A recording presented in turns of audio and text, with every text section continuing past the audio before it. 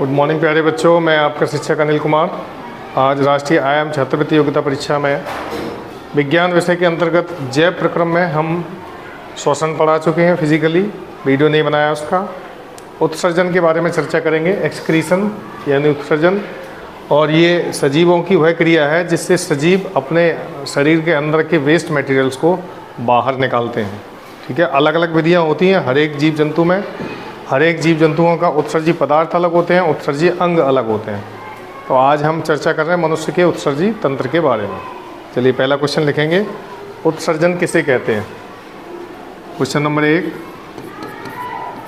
उत्सर्जन क्या है?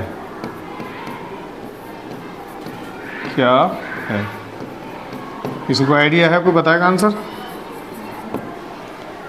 देखो, मानव शरीर से लिखिए,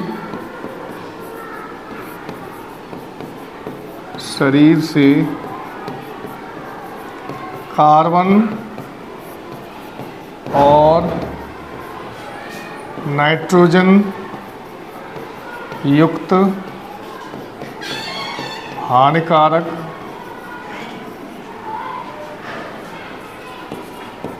पदार्थों का बाहर निकलना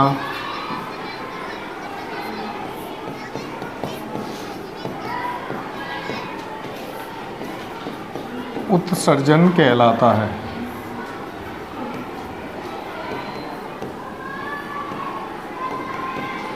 ठीक है, उत्सर्जन माने मानव शरीर से नाइट्रोजन और कार्बन युक्त हानिकारक वेस्ट मटेरियल्स का बाहर निकलना ही उत्सर्जन कहलाता है। अब जैसा कि आपको पता होगा, मानव के उत्सर्जी अंग कितने हैं? बताइए। मानव के उत्सर्जी अंग कितने हैं? 5 हैं। ठीक है, मुख्य। और अगर ये पूछा जाए कि मनुष्य का सबसे मुख्य उत्सर्जी अंग कौन सा है, किडनी या वृक्क? क्या है? तो नंबर 1 पे वृक्क को ही रखते हैं। ठीक है, वृक्क माने किडनी, ये सबसे महत्वपूर्ण अंग है। और मनुष्य में एक जोड़ी किडनी पाई जाती है, यानी 2। वृक्क के बाद आता है यकृत, यकृत के बाद आता है त्वचा, त्वचा के बाद आता है लंग्स यानी फेफड़े, और फेफड़े के बाद आता है 5वां बड़ी आंत, बड़ी आंत। तो मनुष्य के ये 5 प्रमुख उत्सर्जी अंग होते हैं, जिनमें सबसे ज़्यादा इंपॉर्टेंट होता है किडनी या वृक्क। मनुष्य के शरीर में एक जोड़ी किडनी पाई जाती है, 1 पेयर ऑफ किडनी, अर्थात 2 किडनी पाई जाती है। ठीक है, किडनी का आकार कैसा होता है बच्चों? कभी देखिए किडनी? देखो, किडनी का आकार सेम के बीज के समान होता है। जैसे 2 सेम के बीज। ठीक है, इस तरह किडनी का आकार होता है। इसमें 2 लेयर पाई जाती हैं।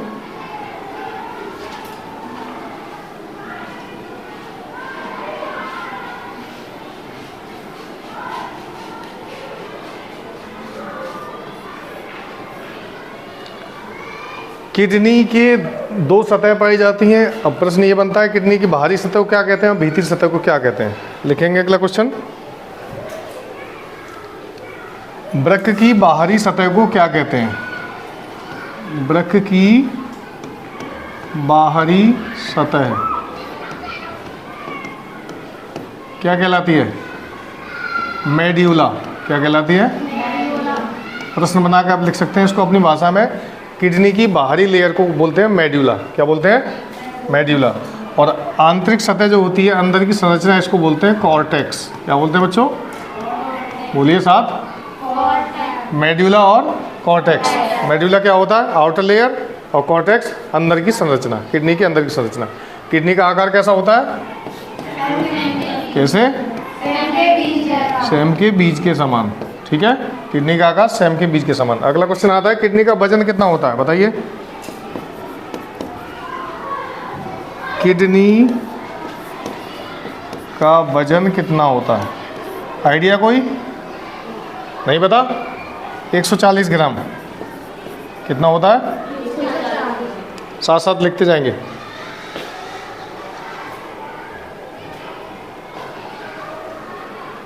अब देखिए मानव शरीर में किडनी की जो पोजीशन होती है बच्चों, दोनों किडनी की लंबाई में अंतर होता है। Right kidney, left kidney, left वाली थोड़ी ऊपर होती है, राइट वाली नीचे होती है, ठीक है। दोनों समान स्थिति में नहीं होती। अगला क्वेश्चन लिखेंगे, वृक्क की क्रियात्मक इकाई क्या है, बताइए। वृक्क की क्रियात्मक इकाई क्या है, कोई आइडिया नहीं? अगर इसको बदल के पूछूं तो मैं, किडनी किसकी बनी होती है,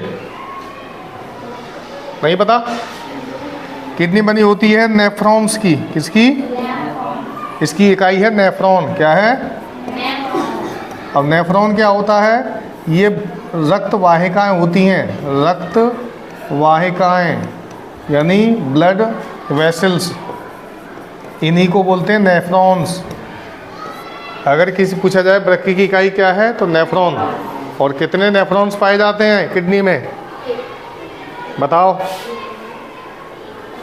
अगला क्वेश्चन लिखेंगे, वृक्क में कितने नेफ्रॉन पाए जाते हैं? वृक्क में कितने नेफ्रॉन्स पाए जाते हैं, बताइए, कोई आइडिया? 1.3 करोड़। कितने? 1.3 करोड़ नेफ्रॉन्स। छोटी छोटी संरचनाएं होती हैं इनमें।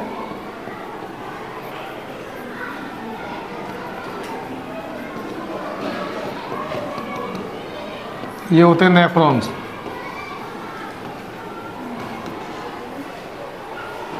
वृक्क की क्रियात्मक या कार्यात्मक इकाई है नेफ्रॉन्स, ठीक है। मानव शरीर की कार्यात्मक इकाई क्या है? कोशिका। ऐसे ही किडनी की क्रियात्मक और कार्यात्मक इकाई है नेफ्रॉन। अगला लेके क्वेश्चन,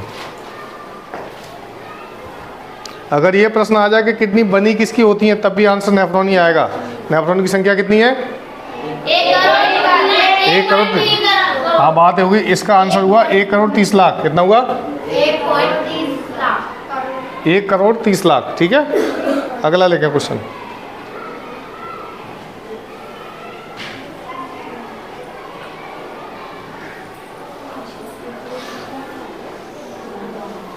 देखो किडनी का कार्य क्या होता है, वृक्क का क्या कार्य है?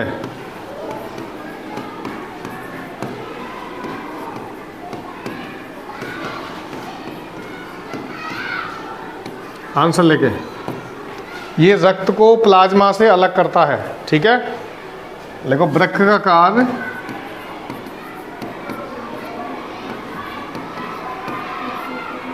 रक्त को छानना है। क्या है? रक्त से प्लाज्मा अलग करना।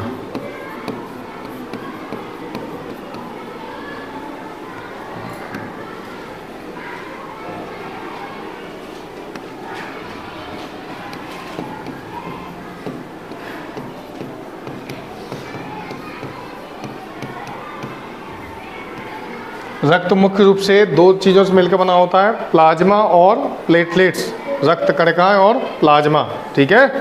रक्त से कई क्वेश्चन बनते हैं बच्चों। रक्त का रंग लाल क्यों होता है? Very good. अच्छा, रक्त क्या है बताइए? तरल संयोजी ऊतक। बहुत अच्छे, तरल संयोजी ऊतक, ये तरल होना चाहिए, ठीक है। तरल संयोजी ऊतक है, ठीक है। ब्लड, रक्त में क्या क्या चीज़ें पाई जाती हैं? कणिकाएं और, अच्छा कणिकाएं में तो हो गया प्लेटलेट्स, कणिकाएं और प्लाज्मा। क्या? प्लाज्मा और कणिकाएं। प्लाज्मा में कितने % जल होता है? 90% जल होता है प्लाज्मा में। और कणिकाएं कितने प्रकार की होती हैं? 2 ही, RBCS, WBCS एंड प्लेटलेट्स। आप लोग पढ़ नहीं रहे, बस प्लेट पढ़ने का दिखावा कर रहे हैं, पढ़ नहीं रहे हम। तो यहाँ से देखो कितने क्वेश्चन निकले। रक्त का रंग लाल होता है हीमोग्लोबिन के कारण, ये पेन भी लाल ही चल रहा है। हीमोग्लोबिन का रक्त लाल होता है। रक्त दो चीज़ों से मिलकर बना है, प्लाज्मा और कणिकाएं। कणिका 3 प्रकार की होती हैं, लाल रक्त कणिकाएं, श्वेत रक्त कणिकाएं और प्लेटलेट्स। अधिकतर डेंगू बुखार या अन्य बुखार आने पर हमारे शरीर की प्लेटलेट्स डाउन हो जाती हैं। ठीक है, तो एक प्रश्न में से कई प्रश्न बनते हैं। प्लाज्मा में कितने % जल होता है? 90%। प्लाज्मा का रंग कैसा होता है? हल्का पीला। वेरी गुड, हल्का पीला। ठीक है, तो वृक्क का कार्य क्या है? किडनी का काम क्या है? मुख्य रूप से हमारे शरीर में किडनी क्या करती है बताओ? रक्त को भी साफ करती है। उसके अलावा जो भी जहरीले पदार्थ शरीर में बनते हैं उनको मूत्र मार्ग से बाहर निकालती है, यूरिन की फॉर्म में। ठीक है ना, जो हम खा लेते हैं या पी लेते हैं, जैसे हमने कोई लिक्विड पी लिया, अधिकतर जैसे कोई ड्रिंक करने वाला व्यक्ति है तो वो अगर ड्रिंक करता है, दारू पीता है, तो उसके जितने भी अपशिष्ट पदार्थ बनते हैं यानी बेकार के मटेरियल्स, शरीर की ऐसी संरचना है बच्चों कि वो हमारे शरीर में जो भी जहर बनते हैं सबसे पहले उनको झेलता है कौन? यकृत, लीवर। लीवर पर नहीं झेलते तो वो किडनी को भेज दिए जाते हैं और साफ करके पेशाब के रास्ते बाहर निकाल दिए जाते हैं शरीर से। ये हमारे शरीर का ऑटोमेटिक सिस्टम है। आगे लिखें अगला क्वेश्चन। अच्छा, ये रक्त के छानने की कार्य जो होता है, छानना, इसको कृत्रिम रूप में क्या कहते हैं? अगर किसी की किडनी काम ना कर रही हो तो कौन सी विधि से उसका? डायलिसिस। बहुत अच्छे। यदि किसी व्यक्ति की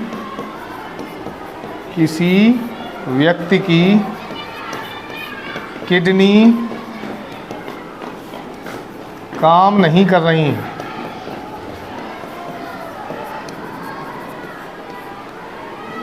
तब कौन सी विधि से ब्लड प्योरीफाई होता है? तो उसका नाम है अपोहन। क्या है?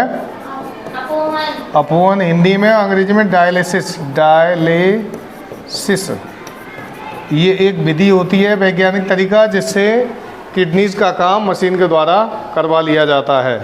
आगे लिखें। एक दिन में वृक्क कितना रक्त साफ करते हैं? एक दिन में वृक्क कितना रक्त साफ करते हैं?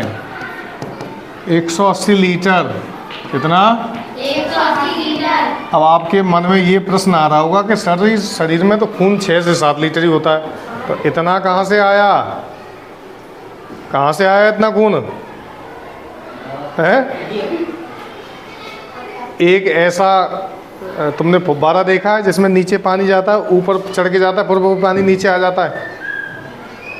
मान लो तुम एक ऐसी कुंडी में बैठ के नहा रहे हो जिसका पानी उसी में रहता है, तो तुम पानी खर्च कर पाओगे?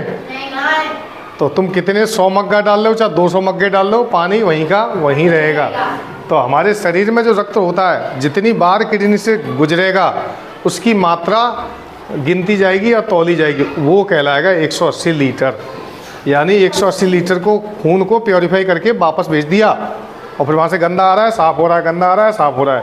यही होती है अपोहन विधि या डायलिसिस, जो कि शरीर में नेचुरली होता है और बाहर किया जाएगा तो क्या कहलाएगा?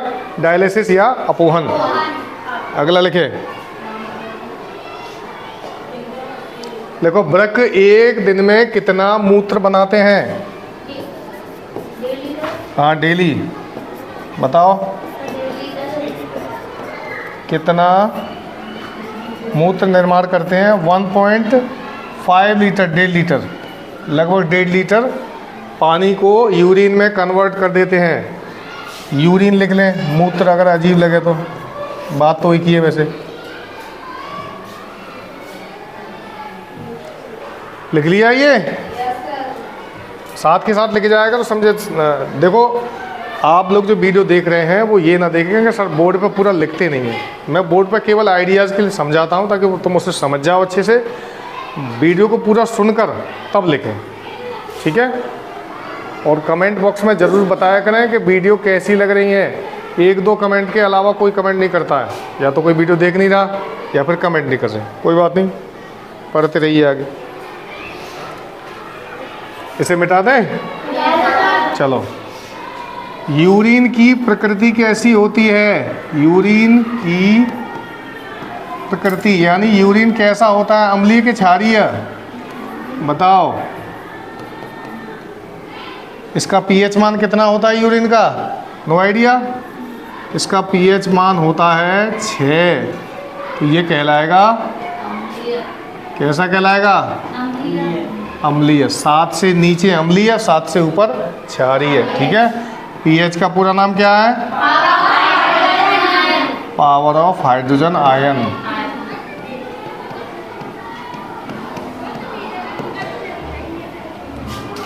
किसी भी द्रव में या किसी भी पदार्थ में हाइड्रोजन के जितने आयन होंगे वो उसका पीएच कहलाएगा। ठीक है।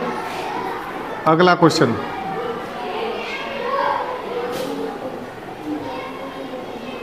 यूरिन का कंपोजिशन क्या है, यानी यूरिन किस किस से मिलकर बना है? यूरिन किस से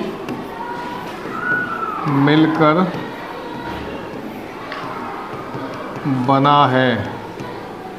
आंसर देखिए, यूरिन में होता है 90% H2O यानी पानी प्लस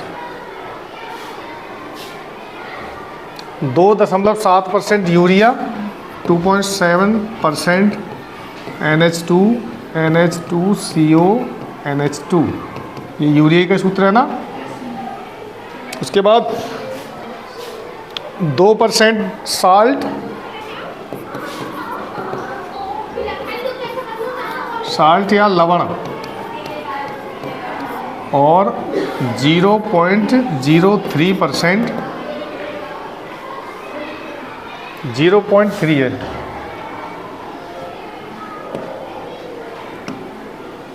3% यूरिक अम्ल। क्या होता है? आपने बस स्टैंड और रेलवे स्टेशन के आसपास देखा होगा कि इतनी भयानक गंध आती है कि जैसे नाक हमारी फट जाए। कभी किसी ने देखा है? देखा क्या, महसूस किया होगा? जैसे हम बस स्टैंड के पास जाएं बड़े शहर में तो वहाँ बहुत तेज़ गंध आती है टॉयलेट के पास। कहाँ पे? टॉयलेट के पास। तो वो गंध होती है अमोनिया की। किसकी? अमोनिया। बहुत तेज़ी से। अगला क्वेश्चन लिखिए,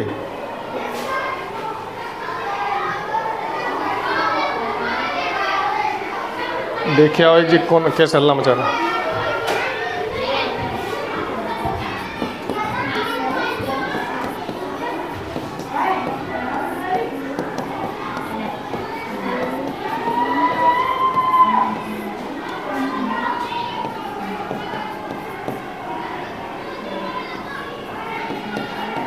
मूत्र का पीला रंग किसके कारण होता है? हल्का पीला रंग यूरोक्रोम वर्णक होता है। यूरोक्रोम। अब बच्चों बात ये आती है यूरोक्रोम बनता कहाँ है? ये हीमोग्लोबिन के टूटने से बनता है। कैसे बनता है? हीमोग्लोबिन क्या है? रक्त। हीमोग्लोबिन के टूटने से बनता है आपका यूरोक्रोम यानी येलो कलर। अगला क्वेश्चन, ये भी तुम्हें पता होगा, किडनी स्टोन किसकी बने होते हैं? गुर्दे की पथरी। परीक्षा में आता है पथरी किस की बनी होती हैं? आंसर है कैल्शियम ऑक्सलेट।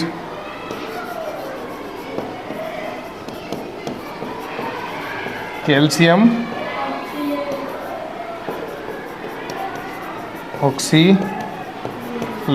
ठीक है। ये बहुत बार परीक्षाओं में रिपीट हुआ है बच्चों क्वेश्चन, और हर बार आता है, किसी न किसी रूप में आ ही जाएगा।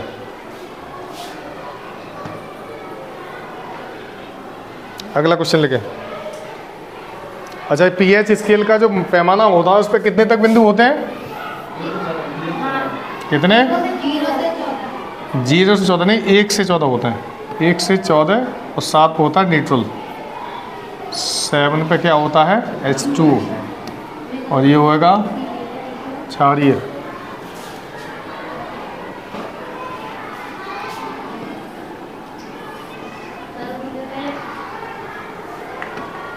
ये कहलाएगा क्षारीय।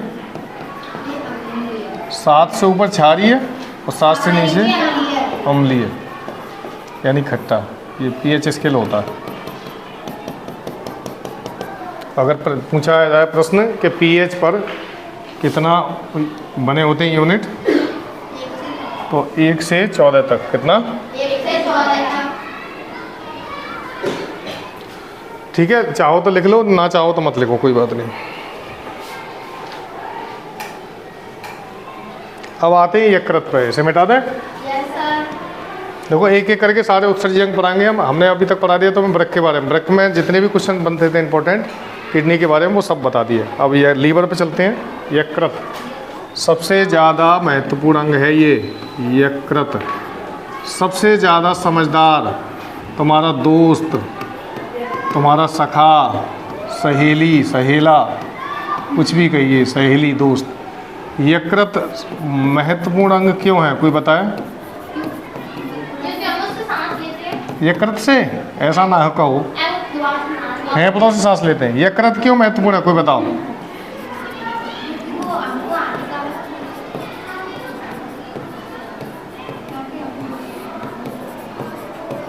बोलिए।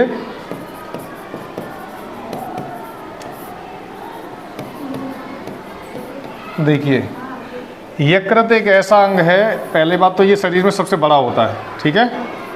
सबसे बड़े की जिम्मेदारी ज़्यादा होती है, जानते हो तुम।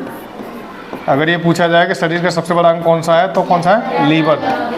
लीवर या यकृत। और लीवर का काम होता है शरीर में आए सभी खतरों को सोख लेना। जैसे घर का बड़ा सदस्य जो होता है, परिवार पर अगर कोई संकट आए तो सबसे पहले कौन आएगा? बड़े आएंगे, फिर छोटे छोटे आएंगे। तो इसी तरह यकृत शरीर पे आए जो भी संकट होते हैं, जहरीले पदार्थ, उनको एब्जॉर्ब करता है, ठीक है, सोखता है। उसके बाद इसमें पुनरुद्भवन यानी रीजनरेशन पावर होती है। रीजनरेशन, अब ये क्या बोला है? रीजनरेशन माने दोबारा टूटकर बनने की पुनः निर्माण। अगर तुम्हारा किसी कारण बस लीवर टूट जाए, कट जाए, आधा रह जाए, तो 1 महीने बाद दोबारा उगाएगा वो, उसमें उगने की पावर होती है, यानी रीजनरेशन पावर होती है। तो अगला है क्वेश्चन, लिखिए इसमें। मानव शरीर में यूरिया कहाँ बनता है? मानव शरीर में यूरिया कहाँ बनता है? तो इसका आंसर है लीवर, यकृत।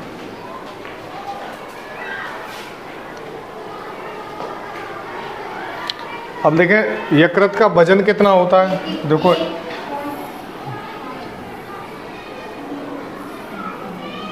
इस तरह का होता है लीवर, इसका वजन होता है कितना? 1400 ग्राम। इसका मतलब क्या हुआ? 1 किलो 400 ग्राम। भारी होता है काफ़ी। लाल रंग का होता है, मटमैले रंग का, लाल नहीं कहेंगे इसको। 1400 ग्राम वजन होता है। क्या होता है? लिख लेना क्वेश्चन बना के। अगला लिखे क्वेश्चन। यकृत से कौन सा पाचक रस निकलता है? कौन सा पाचक रस निकलता है बताइए? पित्त रस यानी बाइल जूस। बाइल जूस जो कि भोजन को पचाने में कारगर होता है, ठीक है।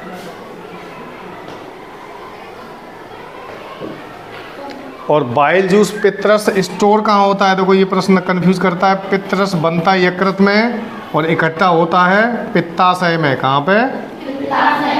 पित्ताशय इसका घर होता है। पित्ताशय में इकट्ठा होगा और ये हल्के पीले रंग का होता है, पीले और सांवला सा या मटमैला कहें, ये द्रव होता है, पित्त बोलते हैं इसको, ठीक है। तो लीवर से जो पाचक रस निकलता है उसे बोलते हैं पित्तरस यानी बाइल जूस। बाइल जूस बनता है लीवर में और इकट्ठा कहाँ होता है? पित्ताशय में, ठीक है, ध्यान रखना। इकट्ठा कहाँ होगा? पित्ताशय। बनेगा कहाँ? लीवर यानी यकृत। अगला लेकर क्वेश्चन। पित्तरस का कार्य क्या होता है अभी बताया मैंने, बताइए। भोजन को पचाना। बाइल जूस भोजन को पचाने का काम करता है।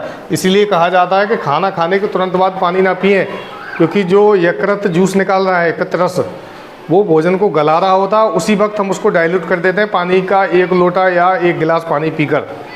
भोजन के बाद तुरंत पानी ना पिएं, क्योंकि जो पाचन क्रिया है वो धीमी हो जाती है। धीमी क्यों हो जाती है कि जो जूस होते हैं उनकी तीव्रता कम हो जाती है, उनकी पावर कम हो जाती है। ठीक है, लेके अगला ये हो गया लीवर के बारे में। अब पढ़ते हैं स्किन यानी त्वचा। त्वचा मनुष्य का सबसे बड़ा अंग है, ये तो जानते हैं, सबसे बड़ा अंग। अब कोई बच्चा मुझे ये बताए त्वचा कौन सा उत्सर्जी पदार्थ निकालती है? पसीना। वेरी गुड, पसीना निकलता है। क्या निकलता है? अब बताइए पसीना क्यों आता है? बिल्कुल सही जवाब, शरीर का तापमान कंट्रोल करने के लिए, ठीक है, नियंत्रित करने के लिए। अब ये बताइए पसीना निकलता कहाँ से है? कौन सी ग्रंथियों से निकलता है? स्वेद ग्रंथियाँ। कौन सी? पसीना निकलता है स्वेद ग्रंथि या स्वीट ग्लैंड। देखो पसीने को अंग्रेजी में स्वीट बोलते हैं, SWAT, और एक और स्वीट होती है SWEET। ये क्या है? मिठाई, और ये पसीना, ठीक है ना। तो पसीना निकलता है स्वेद ग्रंथियों से, और यही त्वचा का उत्सर्जी पदार्थ है। लिख लिया। अब आते हैं हम लंग्स पर। हमने कल लंग्स के बारे में पढ़ाया था। लंग्स किससे मिलकर बना होता है? वायु कूपिकाएं कितनी होती है लंग्स में? 2 वैक्यूल्स होती हैं, एयर ब्लैडर्स। अच्छा, लंग्स क्या जोड़ी होते हैं? 1 जोड़ी या 2 जोड़ी? 1 जोड़ी का मतलब 2 हो गए ना लंग्स। हाँ, तो लंग्स क्या, अब उत्सर्जी पदार्थ लंग्स का क्या है बताओ सोच के। फेफड़े कौन सी खराब चीज़ बाहर निकालते हैं? सोचो, इस वक्त भी हम निकाल रहे हैं। CO2, बिल्कुल सही जवाब, कार्बन डाइऑक्साइड। CO2 का उत्सर्जन करते हैं। लिखिए, रक्त में जितने भी अपशिष्ट पदार्थ होते हैं वो कार्बन डाइऑक्साइड के द्वारा बाहर निकल ले जाते हैं, लेकिन फेफड़ों का उत्सर्जी पदार्थ क्या है?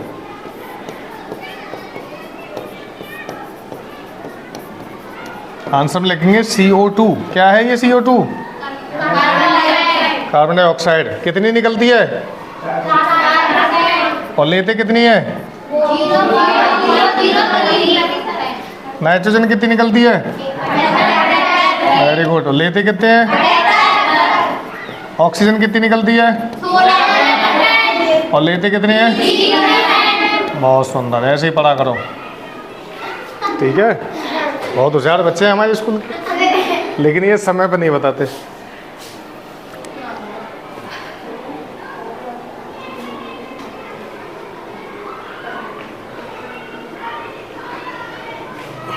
अगर ये पूछा जाए कि मानव शरीर से सबसे अधिक मात्रा में कौन सा पदार्थ उत्सर्जन होता है, सबसे अधिक मात्रा में, बताइए क्या है? नहीं, पहले तो कॉमन सेंस ये लगाओ कि सबसे ज़्यादा निकलता क्या है?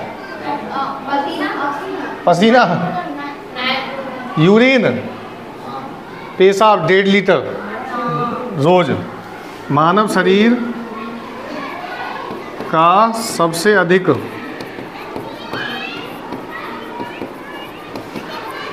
निकलने वाला उत्सर्जी पदार्थ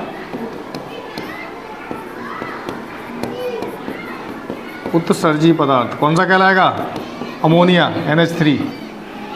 अब आप कहोगे अमोनिया डायरेक्ट कहाँ निकलता? तो यूरिया में भी अमोनिया है, यूरिक एसिड में भी अमोनिया है, ठीक है। ठीक है, तो बच्चों ये तुम्हारा उत्सर्जन का टॉपिक पूरा ख़त्म हो गया। इसमें और गहराई से जा सकते थे हम, और भी क्वेश्चंस बन सकते थे, लेकिन परीक्षा के लिए यही उपयोगी हैं। आप सारे प्रश्नों को, वीडियो को बार बार रोक कर सुन लें और लिख लें, और तुम भी लिख लें, याद करें।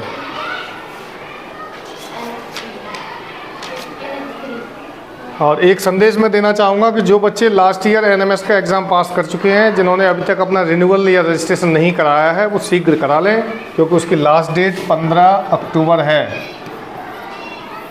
और DNO से वेरीफाई ज़रूर करा लें। अगर जिन्होंने फॉर्म भर दिया है, रजिस्ट्रेशन करा दिया है, वो अपने कॉलेज में जाके ये कह दें कि हमारा फॉर्म डिस्ट्रिक्ट नोडल ऑफिसर को सेंड कर दीजिए। आप कभी कभी मेरे पास ऐसे केस आए हैं जे 2-3 फॉर्म कॉलेज के पास ही पड़े रहे पूरे वर्ष भर और उन बच्चों का स्कॉलरशिप मारा गया। तो आपके साथ ऐसा ना हो, इसलिए बच्चों सभी इस बात का ध्यान रखें कि जिन जिन ने आवेदन कर दिया है, ये उन बच्चों के लिए संदेश है जो लास्ट ईयर टेस्ट पास कर चुके हैं। एनएमएस का टेस्ट पास करने के बाद फॉर्म ऑनलाइन करना पड़ता है, फिर उसको रजिस्ट्रेशन करना पड़ता है, फिर उसके बाद उसको डिस्ट्रिक्ट पर वेरीफाई करना पड़ता है, वेरीफाई करके डिस्ट्रिक्ट पर भेजना पड़ता है। ठीक है, मैं उम्मीद करता हूँ कि आज की वीडियो में आपको बहुत सारे क्वेश्चंस मिले होंगे और आप सीखे होंगे। ऐसे ही पढ़ते रहिए। Thank you very much, bye.